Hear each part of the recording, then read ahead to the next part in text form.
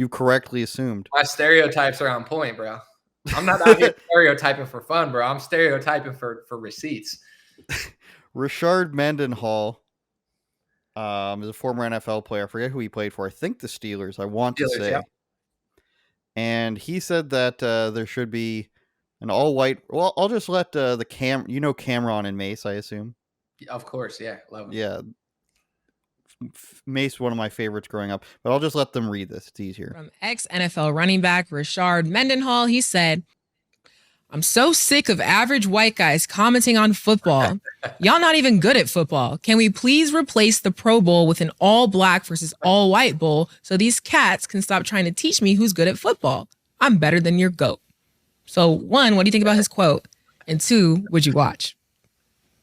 Definitely will watch. He said he's better than... He said, I'm better than your GOAT. That's way wrong. The racism bowl is crazy. The racism bowl is what he's calling for. That's crazy. So they go on to say how he's obviously not better than Tom Brady. He's obviously wasn't better than Christian McCaffrey, who's a white guy. But it's just weird to see, again, it's almost the same thing where if this guy was, who's a worse like white player or an average white player that played, I can't even remember. If Bill Romanowski, who was a guy who admitted to like breaking people's fingers in dog piles and spit in somebody's face, if he came out and said that, they'd just be like, he's racist. But maybe we're at the point where people can just say this is crazy now too. I mean, Cameron and Mace here go on to talk about how this is an example of reverse racism. And maybe we are at a spot now where they can just be called out as stupid as it is. Now, I'm sort of like you. I think this stuff is funny, and I take it from a point where it's like my first reaction isn't to be like, it's there. I mean, I just mentioned it. You can point out that it's racist, but I think about like, no, like this, like what would happen if we actually did do this? And right. I wanted to bring up before we go to you is that Will Compton, a former player, I saw now works for Barstool Sports. He actually did what I think anybody growing up did when they were playing video games. I don't know how much you did this growing up, but anyone who played like Madden or hockey or FIFA growing up, they wrote out their own rosters or wrote out what they were going to, what players were going to be on what teams.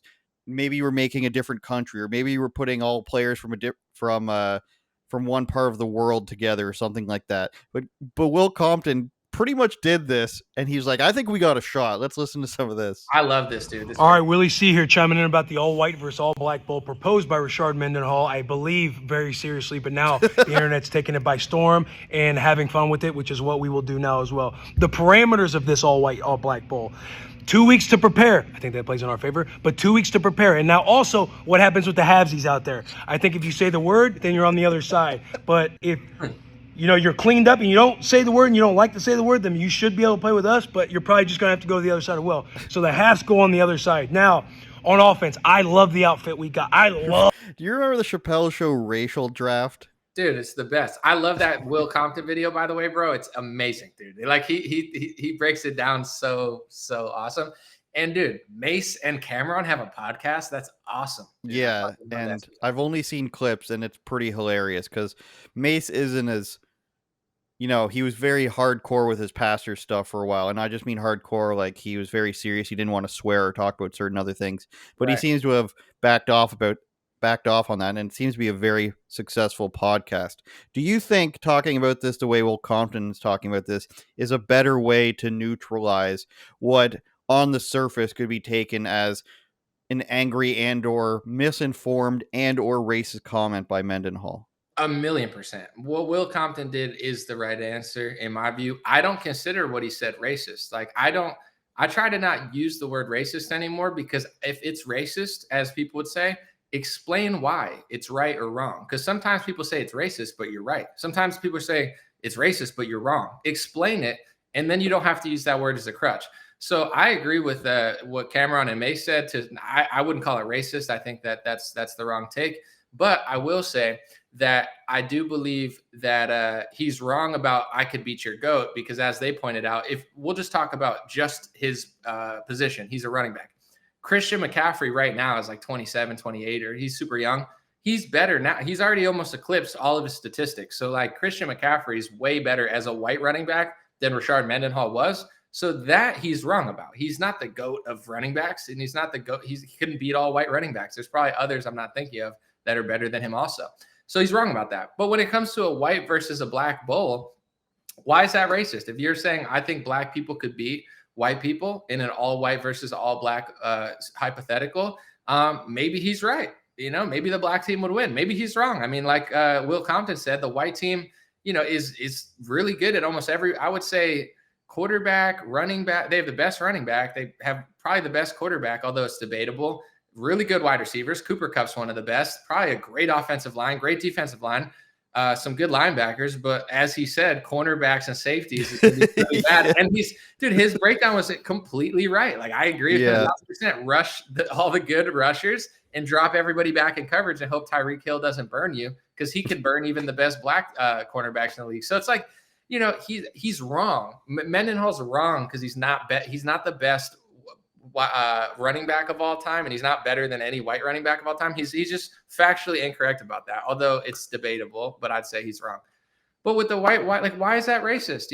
Like if a white person said it, everyone would jump down their throat, maybe more. But to be fair, everybody jumped down this guy's throat too. You got Mason Cameron calling him reverse, everyone's calling him racist. I just think the word racism so played out. Like as somebody who disagrees with him being better than Christian McCaffrey, I don't think, he might not like certain races or something, maybe, but it's like, why call him that? Like you can't do a hypothetical of a black versus a white game. Like who cares? I would even be, would even be interesting to try it. It might not be the best for like social cohesion in this country, but I would, now I kind of want to see it. Like, I think that would be, whether the white team wins, we'll be proud of them. And whether the black team wins or loses, they'll be proud. And you'll have some white people root for the black people, and you'll have some black people root for the white people. And those are race traitors, and they should be thrown down. Like, it's just a good time, in my opinion. I think you thrown into the Atlantic. No, I'm just the social cohesion part is the only thing I would worry about, because then you'd have MSN, you'd have Joy Reid going on there, bald as ever, saying, this is what the white people have wanted this whole time, is to have the opportunity to cheer against the black people. And then you'd have somebody on Name Your Person on Fox News. I don't want to specific. Probably Sean Hannity would be like, this is stupid. We're supposed to be a colorblind society. So he'd come at it from a different angle. Well-meaning on his side. I don't think Joy Reid is well-meaning at all. But you'd have complaints about this, and you'd have it would dominate the news cycle for months and months and months. And like you said, I would still want to watch it. I would want to watch black versus white basketball game, black versus white football game. I mean, you kind of have it sometimes in soccer, because countries are sometimes very, very... You get Team Finland up there, or Team Wales, very, very white. And you get the Nigerian team and the Ghanan team, not any white guys on those teams. So the styles of play are different. Like, you can put styles of play based on race in soccer a lot of the time. Like, anyone from South America is going to play a certain way for the most part. Big, tall, like Australian or New Zealand teams are going to play a certain way in soccer. And African teams are often going to play a certain way too. So it's very interesting when it sort of does happen that way. But in terms of football, I'm wondering who's kicking on the black team. I'm not going to say they have one punter or two punters. Dude, I saw this clip. I think it was Jaguars. I'm not sure, but their kicker got hurt, and they were like tied. They were tied, and some black dude came in and kicked it, like, and he got the extra point, and he was like a linebacker or something. That's fire, because he's not even a kicker, and he made it. But they'd be struggling at the kicker and punter a little more. Here, let's do the white versus black basketball real quick, because I'm trying to think in my head. Like, black would be like obviously LeBron and Durant, right? Like, yeah. Well, they have do mix so like Curry. What's he doing? I'm saying Curry's siding with black people for sure. Yeah, but that's not really fair though, because like his mom is on the white side. So we'll just say he's got to, like, sit on the bench, because we haven't decided if it's fair or not. But probably Durant, LeBron. I'll say like Anthony Edwards, Ja Morant. Yeah, if he could stay out of trouble. He just came back. The white side Tatum. was Luka Doncic, obviously, and Jokic. Those are the two monsters. Those are the two obvious ones. Do you know who Mac McClung is? I love Mac McClung. He's not up there, but he's Dude, the best white dunker of all time. Dude, they're letting him do the dunk competition again because he won it last year. Dude, that guy's incredible. Like that's he's putting on for the Caucasians for sure.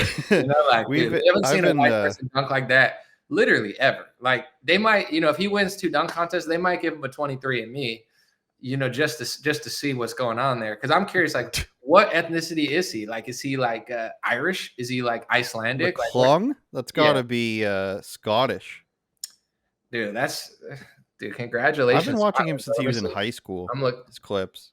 Yeah, me too. Just on Instagram and stuff. Dude, I love sports. So like I'm tapped in. He's only 24 years old. That's incredible. Yeah. Let me look. Do you remember Chris Birdman Anderson's dunk competition when he had to retry the dunk like 30 times because they didn't have a limit back then?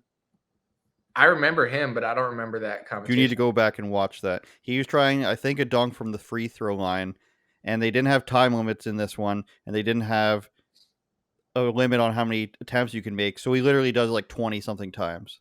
It was terrible. It's not a good rule. I think now that you're saying it, it doesn't say what ethnicity is. See, they're trying to cover it up. You get one Caucasian that could throw down, and Wikipedia covers it up. They don't want you to know. Dude, watch, he's like an albino African. Both his parents are black from like freaking Don't forget Brent Barry in the 90s. He won a slam dunk competition in a windbreaker. Dude, that's awesome. I love he was the man. I love Larry Bird, like, because he'll come up like every other week on like basketball pages, and there'll always be one person that tries to be like, oh, that white boy couldn't have made it in today's league. And like you got a bunch of black people in the comments be like, yo, Larry Bird was cold. What are you talking about? Like, if you just watch a compilation of his assists, it's amazing. Dude, they said I was just talking to my pops about it. They used to say that he'd be talking shit. He'd be like, yo, I'm gonna cross over. I'm gonna do it like that, and then I'm gonna hit and then he'd do exactly that, or like play with his left hand. Like, dude, the dude was a savage. Like, just talking so much trash, but backing it up. I'm gonna drop 50 this week, and I'm gonna do it like this. Mm-hmm. That's nuts, dude. I would love to see him like balling now. I almost wish that he was around like 5 years later, because I feel like the late 80s and early 90s were really the era where we were allowed to beat each other up when Dennis Rodman was coming up.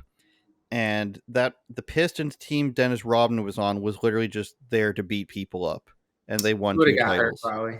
Yeah. That's all right. Let's go ahead. I was gonna say, like, that era. I wanted to do a whole video about what I thought if like Jordan or LeBron was better, but definitely nowadays it's like the physical build of people is nuts. Like the way Durant's built. Wembanyama, it's like, dude, the dude he like rolled his ankle and didn't even feel it because he stretches. Like he could move his leg up here. Jokic looks like fat and just like cares about swimming horse races, but he's dropping like triple doubles.